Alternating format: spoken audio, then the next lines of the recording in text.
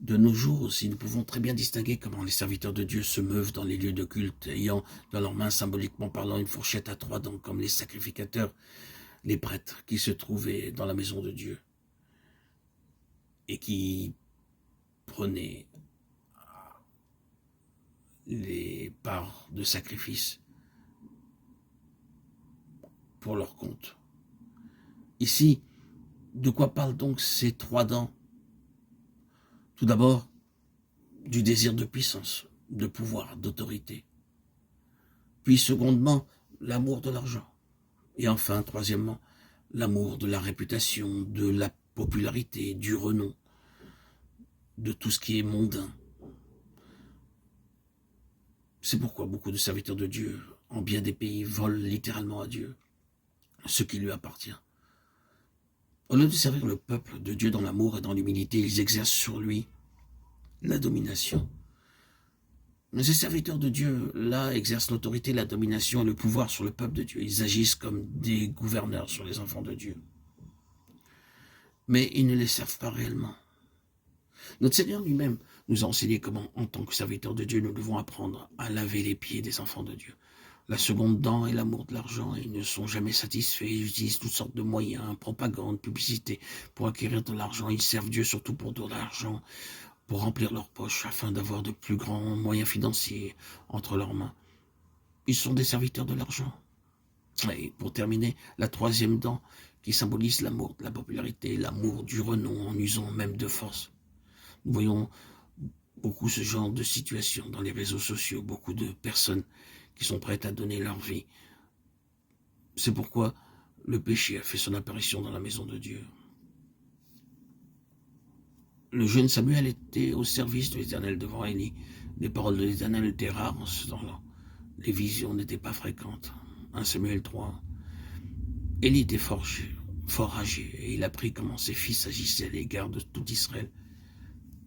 Il apprit aussi qu'il couchait avec les femmes qui s'assemblaient à l'entrée de la tente d'assignation. 1 Samuel 2, 22. C'est aussi ce que nous trouvons de nos jours, toutes sortes de péchés envahissant la maison de Dieu. Pour avoir plus de popularité, pour jouir d'un grand renom, ils utilisent n'importe quel moyen pour augmenter le nombre de leur auditoire. Nous voyons cela dans les réseaux sociaux. C'est pourquoi nous trouvons des péchés abominables dans beaucoup de congrégations ou d'assemblées dans le monde entier. Et cela, on peut, dans cela, très bien discerner ce mot, El Kabod, inscrit sur beaucoup de rassemblements de chrétiens en beaucoup d'endroits du monde. La gloire est partie, la parole de Dieu est devenue rare. Les croyants entrent affamés dans la maison de Dieu et en ressortent avec la même faim. Ils n'entendent que de belles histoires, voire même des blagues pour les entretenir dans la maison de Dieu. Et même bien peu de prédicateurs utilisent vraiment la Bible au cours de leurs sermons. Ils dépendent de toutes sortes de livres pour préparer leurs sermons. Ils agissent ainsi pour rassembler de l'argent et acquérir de la puissance. C'est pourquoi nous rencontrons la stérilité et le péché. Mais Dieu est si miséricordieux qu'il est tout à fait désireux de ramener cette gloire qui s'en est allée, de la ramener parmi son peuple. C'est la raison pour laquelle il utilise ces 4 personnes pour ramener la gloire dans son peuple, à savoir Anne, Samuel, David et Salomon. Dieu désire que toi et moi, frères et sœurs en Christ, bien-aimés, auditeurs, auditrices, nous soyons ses collaborateurs, ses compagnons effectifs pour travailler avec lui en vue de ramener sa gloire. De nos jours, nous pouvons voir en beaucoup d'endroits des gens prier pour le réveil.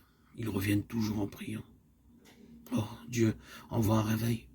Envoie un réveil. Envoie un réveil. Et par là même, ils avouent que quelque chose est allé de travers. C'est pourquoi ils prient pour une visitation de Dieu. Et Dieu garde le silence.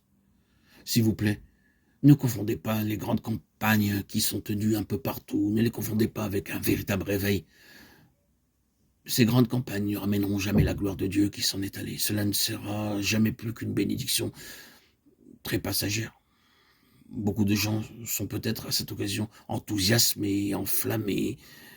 Ils exultent pour un peu de temps. Mais après, ils retournent dans le monde